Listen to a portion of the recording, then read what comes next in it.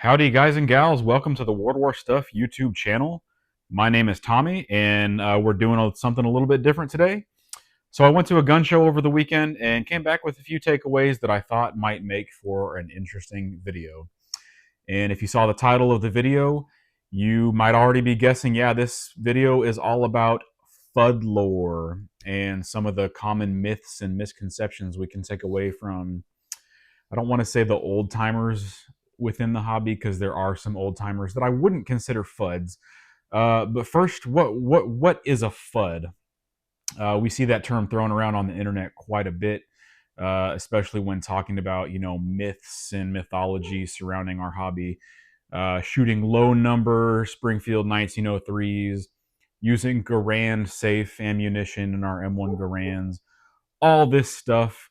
We'll do in-depth episodes on those particular issues later on, but when we talk about Fudd lore, we're talking about old timers that are set in their ways, old timers that have had ideas about collecting, or certain items in their collections, that they've had these ideas for decades and decades, and that they've just held on to them despite any sort of research or any sort of documentation or literature to the contrary. They hold to these beliefs, and those beliefs become Fudd lore. So, as always, we're smoking good cigars, good handmade cigars. This is an Alec Bradley Tempest, beautiful handmade firecracker, full-bodied strength cigar right here.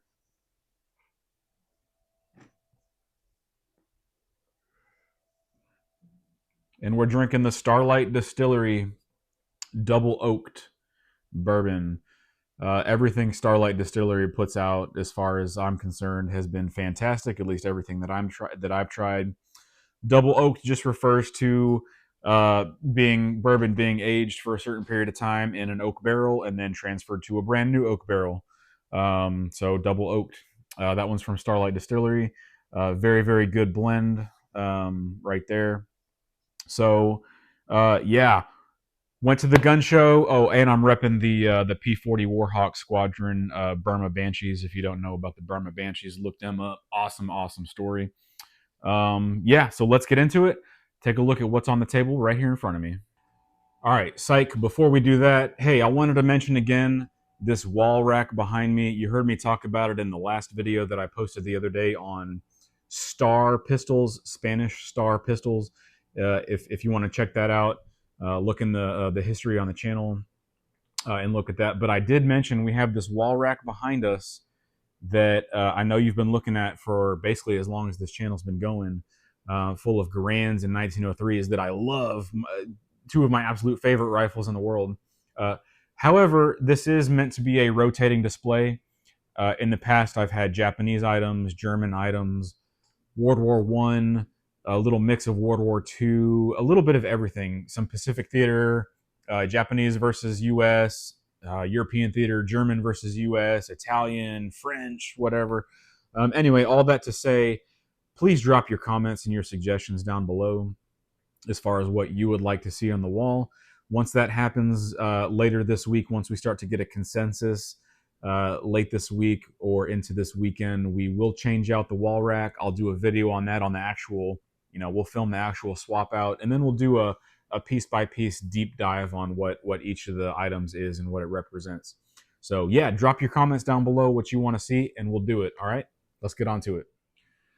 All right, so I've got you into the table here, and here's what's in front of me. We'll be telling little individual stories about each one of these pieces, not these particular pieces, but pieces that these guns represent as far as stories that I want to share with you about the gun show. First and foremost, let me just say I'm not here to bash on old timers. Actually, quite the opposite. The guys in this hobby that have been doing it for decades and decades have mountains and treasure troves of information that us as younger collectors, and I do consider myself a younger collector at 36 years old, but these older guys that have been doing it for all these decades just have a wealth of information to share with us, and I really think it'd behoove us to listen to what they have to say, and really dive into their decades of research and attention to this hobby. But first and foremost, let's share with you what I actually did pick up from the gun show. And you always hear me talking about buying the literature before you buy the gun, right? So this is Jan Still's book on Third Reich Lugers, German Lugers from World War II. Probably, as far as I know, the best text reference for German Lugers in World War II. Um, haven't really gotten any, hadn't really had much time to dive into it too much, but I do have a couple of World War II Lugers, and I couldn't be more excited to get into this book right here. A collector's item in its own right. Some of these old texts. This is a copyright. This is a 1988 edition copyright. It says third edition on it. There were several version threes or volume threes, but this is the 1988 copy. And like I said, a collector's item in its own right. Some of these books go for hundreds and hundreds, even thousands of dollars. When we talk about, Clausen's big book on 1911s and Larry Ruth's War Baby on the M1 carbine. But this book by Jan Still, one of the preeminent texts on Lugers that are out there. Jan Still's Luger forums, probably the best online reference for Lugers and Axis pistols that there is. So check that out if you're interested in finding out more about your World War II Lugers or Axis pistols. And just to go along with that, got to show off the 1936 German Luger. So just after they would get away from the letter date codes, the G date and the K dates, they would switch to the 1936 date right there, which has beautiful salt blue parts and straw finished small parts that trigger the safety, the takedown lever, etc. All matching gun right here, except for the side plate, which is an armory replacement. I don't know if you can see the 42 on there, 42 referring to Mauser Oberndorf, but as an army replacement part. I mean, a armory replacement part. Excuse me. So beautiful Luger just to go along with the book there. So let's get into the Fudd lore that we discovered at the gun show. If anybody has been to a gun show in recent years, you've probably seen inflated prices, and they're just not what they used to be. I started going to gun shows, about 10 years ago, 15 years ago, and don't really recall much from back then, but I definitely know what I see now, and it's not exactly super collector friendly. They got the beef jerky vendor and the freeze dried candy and the timeshare guy, and basically everything under the sun except guns.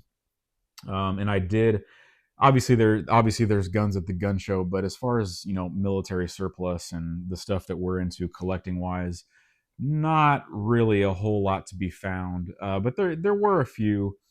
Surprisingly, I did notice very little German items. One K98 that was a Russian capture that the guy wanted $1,000 for on a Russian capture K98.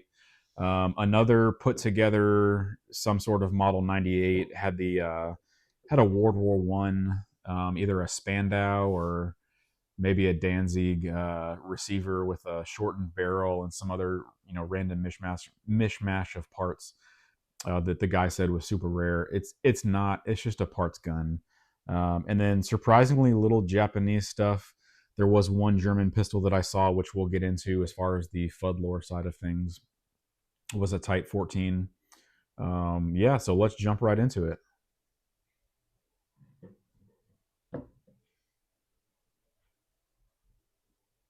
So we'll start off with, let's just go my left to right. Start off with a 1911 A1. So I was walking down a row and I noticed a guy had two 1911s, two 1911 A1s. They both happened to be Remington Rands, pretty late serial numbers. Both, I think, later than 2 million serial numbers. So late contract, late 1944, early 1945 Remington Rand 1911 A1s. And it's kind of interesting, when you approach a table, you want to engage in conversation, but you also want to show respect for the seller. They're there to make money, primarily. They're trying to sell their items and make money. So you want to have respect for that. Free market capitalism. You don't want to tie them up in conversation when there's a potential buyer down the line that's that wants to look at what you're talking to the guy about. But I saw he had a couple of 1911 A1s, and I just engaged him real quick and told him that I would really love to have in my collection a Type 1 or a Type 2 Remington Rand. And if you don't know what a Type 1 or Type 2 is, the Type 1s are extremely rare, about serial number 950,000 to about 980,000. They were light finished, not parkerized. So they were kind of a hybrid of a blue and a parkerized finish. Really distinct if you ever get your hands on one. But beautiful pistols, Type 1 Remington Rand, or a Type 2, which came later. Some of the earlier Type 2s were light, and then they transitioned to the parkerizing. But the telltale sign on a Type 1 or a Type 2 is the slide legend, which I don't have in front of me. Unfortunately, I don't have a Remington Rand. I sold my Remington Rand. I wish I still had it, but I don't. This is an Ithaca. But when you look at the slide legend on a 19 or a Remington Rand, there's three different variations. There's one that says Remington Rand, Syracuse, New York, with it all written out, Syracuse, New York. The Type 2 says Remington Rand, Syracuse, NY, comma, US, in it, but it's a little bit larger. And then there's a Type 3, which is the most common one, that says Remington Rand, Syracuse, NY, USA, and it's quite a bit smaller. But anyway, so the Fudd lore side of things, I tell the guy that I'm looking for a Type 1 or a Type 2 Remington Rand, and he tells me that no such thing exists. And mind you, this is a probably late 60s, early to mid 70-year-old guy. So I'm in no place to throw him under the bus or tell him he doesn't know what he's talking about. But clearly there's a disconnect here, because he's trying to tell me that there's no such thing as a Type 1 or a Type 2 Remington Rand. But I felt like I had to press the issue. So I mentioned the difference in the slide legend, how there was a different size and even different lettering and different wording. And he tells me that that's just all made up by collectors to make money. Straight up tells me that's just a made up idea. The Type 1 and the Type 2 and the Type 3, which of course is entirely not true. There most certainly is, three types of Remington Rands. So anyway, that really got under my skin. I had to politely disagree and just walk away. I did take a look at his Remingtons. They were okay. They were priced. One of them was I want to say 1,900, which is not a terrible price. It was in not the greatest condition. It was a mixed master. I want to say it had been reparkerized. And then another one he wanted, I want to say 23 or 2,400. I don't quite remember. It was in nicer condition. Looked to be all original parts, but still, in my opinion, way too much for a World War II 1911 A1. So that was the 1911. Let's talk about this guy. So we had, I did notice there was a Walther PP on a gentleman's table, and me being the enthusiast that I am, of course, you have to stop and you have to check it out. This is a Waffenamped Walther PP, so would have gone to the Wehrmacht, inspected by the army people there. But pretty run of the mill Walther PP here. And the one that I noticed, the guy saw me looking at it, and he chimed in. He said something like, "Oh, you need to take that home," or "That's calling your name," or something to that effect.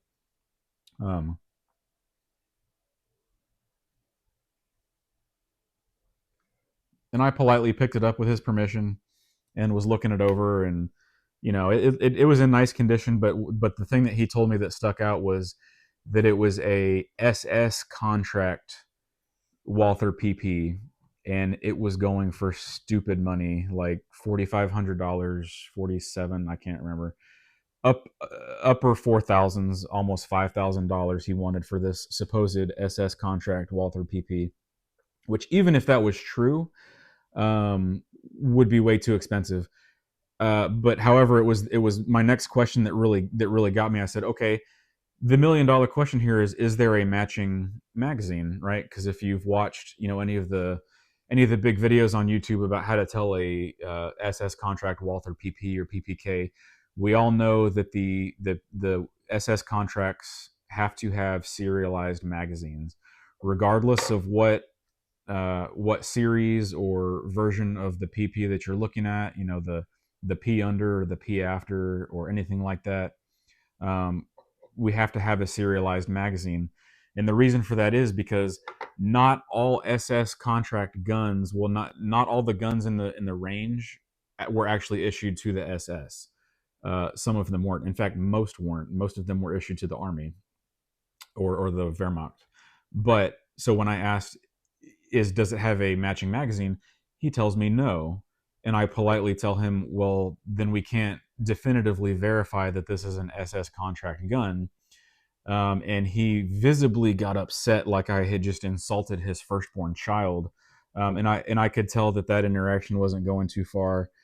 So I politely thanked him for his time and just went about my business. But it's that idea that everything that a person has is the most important thing or the best thing that's ever going to be at the gun show, and that whatever they're asking for that item is absolutely worth the money. Which, of course, as we've all seen the prices at gun shows, is absolutely not the case. So that brings me to the last gun, which is this guy right here, the Japanese Type 14 Namboo pistol. And I'm not going to safety check this. I'm not going to cock the action because I don't want to dry fire it. These firing pins are extremely brittle.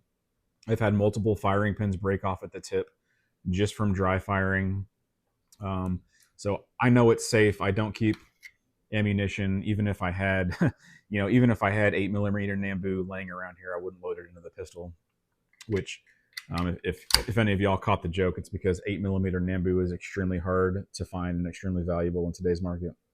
But I noticed a Type 14 on a table, and I noticed that it was chromed or nickel plated or something. A lot of GIs, when they got these souvenir pistols home, both European theater and Pacific theater, they would nickel plate the guns just to pimp shine them or bedazzle them or whatever, just to make them look nice and shiny, and totally ruin the original finish on them.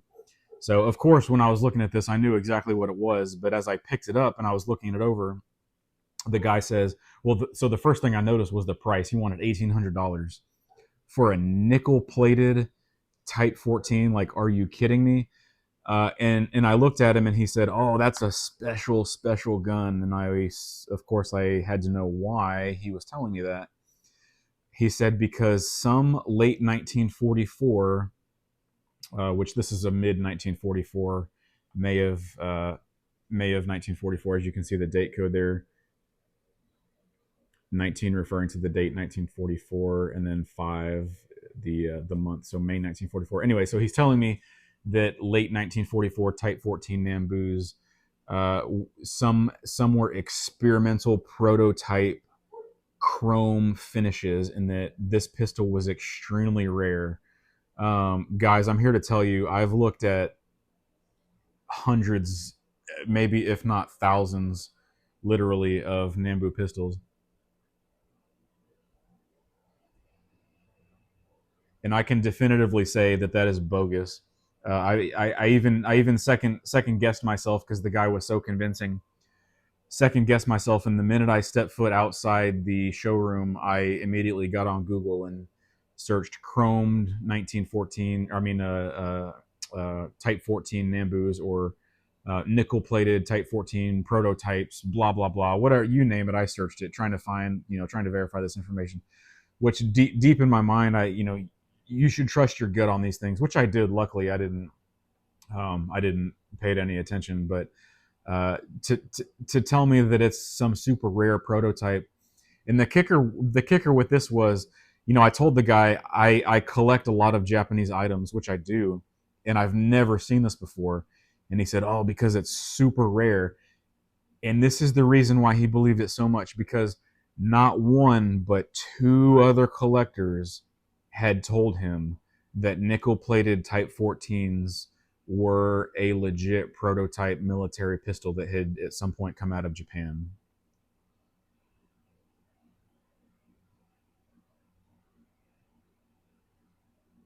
So, guys, this is kind of the good old boy system of collecting, when it comes to the old timers, or the Fudds as we call them in the Fudd lore. Everything is based on, what somebody is telling you. you might trust that guy, you know, with your life. They might be your best bud, your battle bud, your blood brother, and the information that they give you is completely incorrect. But some of these guys just don't want to go out and do the research, and I don't know why that is. But for the guy to ask $1,800 for a refinished, you know, typical late war example Type 14 is just asinine to me, and I don't understand it. But again, I politely passed and thanked him for his time. But um, that was my experience. It's honestly, you know, every gun show I've been to in the last several years has had a little bit of that a little bit of that experience sprinkled into it at in some form or another. It just so happened at this particular one, it happened to be 3 different times, which I thought I would share with you. So anyway, thanks for sticking around. Not a typical video on the channel, but I thought it was something that might be relevant, something that you might want to hear about. If you like this kind of stuff, us just kind of sitting down, hanging out, having discussions about the military surplus collecting hobby, feel free to stick around, engage with me down in the comments. I love to talk with you guys and, you know, really create like a community of collectors and ask questions. And, you know, if there's anything you can teach me, by all means. I'm not an expert on anything. I always say I know a little bit about a lot, but I don't know a lot about anything. So if there's anything that you can teach me about these, maybe I'm totally off base. Maybe I'm completely wrong. If you can point me in the right direction, I'm all ears. Please do so. And that's all I got for you. I'll see you on the next one. Peace. Bye.